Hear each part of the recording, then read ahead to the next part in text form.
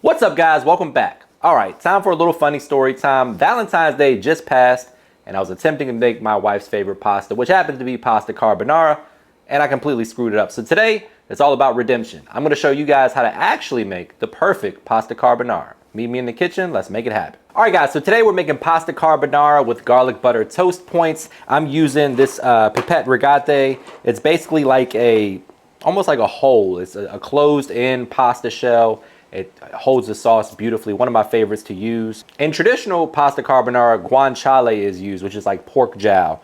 Similar to bacon or pancetta. If you can't find guanciale, you can always use bacon or pancetta in place of it, but this is the real deal. I got that from Wegmans. Traditionally, you don't use any garlic or onion, but today I'm using a little bit of minced garlic and some shallot. And of course, we're putting some plenty of garlic in our garlic butter for the bread. First things first, one of the most important steps to any pasta recipe is to salt your pasta water, and salt it heavily. Don't just put a little pinch of salt in there. You want a good tablespoon or two. You want to taste it. Make sure that the water tastes salty. That's going to impart flavor into the pasta. You also want to stir the pasta to ensure they don't stick together. No need to add oil or anything like that. Once that's taken care of, it's time to get our prep work done. So we're going to go ahead and mince up some garlic. I'm going to use fresh garlic for the pasta and then the garlic paste for the garlic bread. Real simple, guys. Garlic, shallot, not traditional and not absolutely necessary, but if your household enjoys the flavors of garlic and onion, which, you know, makes sense to me in pasta recipes, we're going to go ahead and include them today as well. Now, I realize that in the traditional version of carbonara, these two things weren't included, but the recipe also came from coal workers having coal all over them and getting it in the pasta, so I don't think you want to put charcoal in your or coal in your pasta either. So yeah, if you want to be a purist, you can roll with that idea if you like, but today we're using garlic and onion. Nice fine dice on the garlic. Probably only need 3 cloves instead of 4. Probably the equivalent of a nice heaping tablespoon. Get that garlic flavor in there and infuse nicely. Then we're going to do the same thing. Dice up that shallot. Shallot's a little bit milder, a little sweeter than the traditional onion. And I had some in the pantry, so that's what we're going with. So now I'm going to go ahead and do the same thing with the shallot. Real simple, guys. Leave the root intact, makes it a little bit easier to hang on to when you're dicing. Get the shallot in there with the garlic, the pancetta or bacon or guanciale if you can find it. I've made it basically every different way. I've made it the most with bacon just because I always have bacon on hand. It's my wife's favorite pasta. It's one of those dishes that's super easy to throw together. All you need is a few eggs, some pasta, some Parmesan, and some bacon, which are ingredients, at least at my house, that are basically always on hand. So it's one of our go-to weeknight pastas if she gets a craving or if I get a craving. She likes it a little bit more than me. I enjoy it, but not nearly as much as her. It's delicious, though. It's a very simple dish. She enjoys stuff like that. So we got the shallots, we got the garlic. We're going to go ahead and mince up or dice up some parsley as well. That'll be more so on the garnish side of things, but we might as well knock that out while we got the knife sharp. The pasta is fully cooked. All the other ingredients are prepped. Now it's time to go ahead and get started on our garlic bread or garlic butter toast points. Kind of like another way to say garlic bread. We're using these French baguettes today. So basically what I want to do is kind of cut them on a bias, which basically means an angle. You want them to be relatively thin. That way you get some surface area to spread that garlic butter on. So that's kind of what we're looking for. Serve a few of those with your pasta. It's going to be delicious. Also, another pro tip when you're making this dish is you want to save about a half a cup to a full cup of pasta water. We're going to incorporate that into our sauce. Basically, emulsify that with the egg yolks is kind of how you make the sauce for the carbonara, along with the Parmesan cheese, of course. So for this, guys, we're keeping it super simple. 1 stick of good quality butter. I'm a big fan of Kerrygold. I realize it can be a little bit pricey depending on if it's on sale or not. 1 stick of melted butter, a good tablespoon and a half of garlic paste, and then my all new buttery garlic pepper seasoning. Really delicious, great butter flavor, great garlic flavor. Perfect for something like this. You could also use whatever your favorite store-bought brand is. About a half a teaspoon or so of that. And then a pinch of parsley. You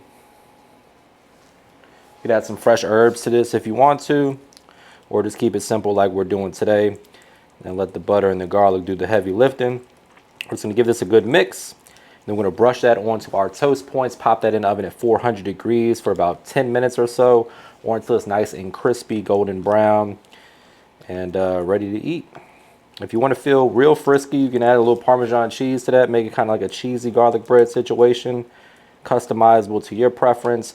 What I like to do is add a little bit of truffle oil to this. Kind of elevates the flavor a little bit, adds a little bit more elegance. If you're trying to do like a little date night situation, you can add a little truffle oil. All right, folks, now it's time to get started on the pasta sauce. And we're using guanciale today. As I said before, you want to start from a relatively cool skillet. That way you have time for that fat to render. We're going to add a little bit of high quality olive oil. Get that guanciale in there and let the heat work its magic. Really what you want to do is render that fat and crisp up the guanciale. This is about 8 ounces in total. You want to kind of spread it around, give it some surface area to work with, and just let it crisp up. Let the fat render. That's going to add some flavor to our sauce. All right, so you want to drain a little bit of this fat. You want to save some of it though, obviously. You can see that it rendered beautifully. The guanciale is nice and crispy, and now it's time to add the garlic and the shallot. Immediately, your house is smelling amazing. We're gonna go ahead and give that a good mix. Over low heat now, medium low. Just wanna kind of infuse that flavor from the shallot and the garlic. Toast it up nicely, you don't wanna scorch anything. And then what we're gonna do is kill the heat and let this cool down a little bit, because you don't wanna scramble your eggs. So we're gonna make our egg mixture with the egg yolks and the Parmesan. We're gonna mix that in with this, but you wanna be careful about that, because the #1 way to screw this dish up, like I did before, I don't even know what to say. And that, my friends, is not how you make pasta carbonara.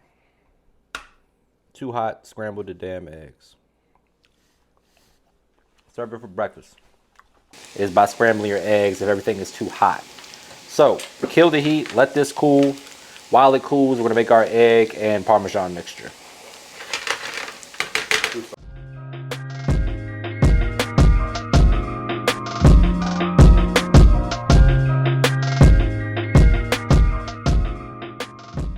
All right, guys, so now we have our egg yolks in here. We got a whisk. We'll go ahead and give this a good mix. For this recipe, you want the best quality eggs that you can buy. I realize that eggs are incredibly expensive right now. So this is basically a gourmet meal at this point. Like, you're really not on a budget. I used to call this a budget-friendly meal, not anymore. We're going in with a 1/2 cup of pecorino romano and then a 1/2 cup of Parmesan. You can use all of one or the other, or do a blend like I'm doing today. 1/2 cup of each. I think the traditional recipe has pecorino romano, but Parmesan's a little bit more popular these days. Next, we're going in with some salt. Don't go too crazy with the salt, because there's a heavy sodium content in both of those cheeses. You can always add a little bit more later. And a nice dose of black pepper. Break out the whisk and mix to combine so you have a nice cheesy, yolky consistency. Almost looks like you're about to make deviled eggs. Then we're going to temper the eggs a bit by adding in some of that pasta water that has cooled down a bit. Just slowly incorporate that a little bit at a time. Whisking nicely and ensuring that you're not making scrambled eggs.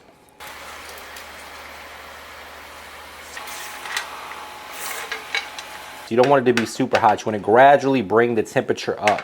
So before I turn on the flame here, we're going to incorporate our sauce. And we're just going to fold this in to our pasta with the guanciale, the garlic, the onions, the salt, the pepper. Could have used a bigger skillet for this, but hey, we're here now. Now I'm going to turn the heat on, medium, and try not to make a mess. All right, we're going to hit it with a little bit more Parmesan cheese. Give it another toss, and then plate it up. All right, guys, it's time to plate this beauty up. We're going to top this with plenty of Parmesan cheese, because why the hell not? We're here for a good time, not a long time. Can't forget those garlic butter toast points. This is the part where I say brace yourself for a trademark money shot. Say it with me, guys. Looking good. The only thing left to do is dig in for the taste test. But before we do that, please take a quick second to subscribe to the channel. Make sure you hit that bell to enable notifications as well.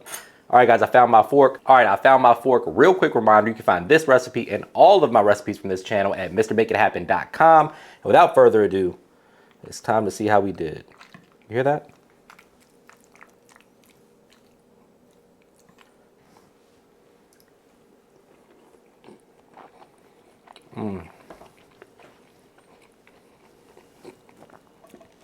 Sometimes simple really is best.